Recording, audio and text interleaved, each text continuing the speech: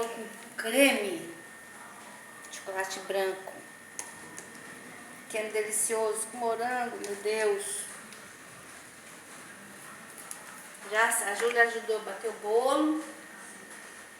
Só colocar aqui os moranguinhos.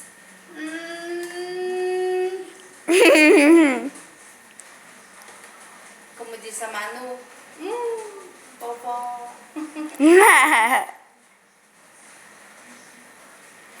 Olha que delícia.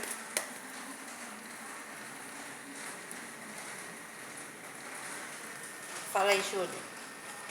Que ele vai ficar igual um pavê gelado. É.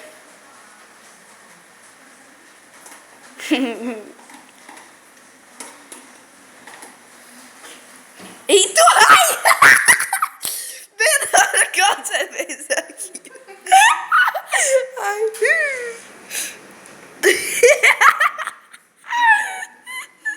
Você gosta, né, Juju?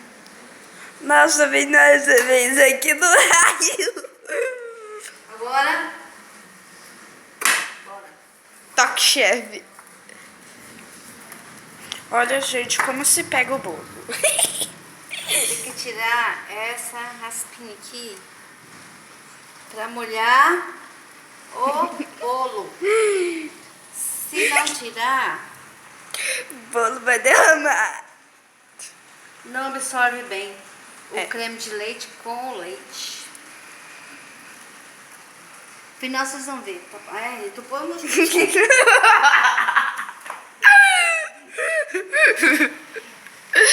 É, afinal nós vai ver como o bolo, como o bolo vai ficar.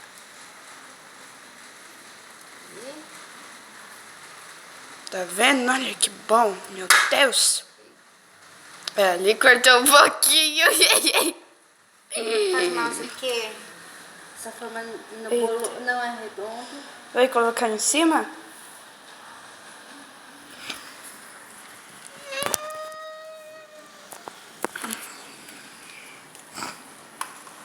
Agora vai fazer aquela mesma coisa, só que sem morango?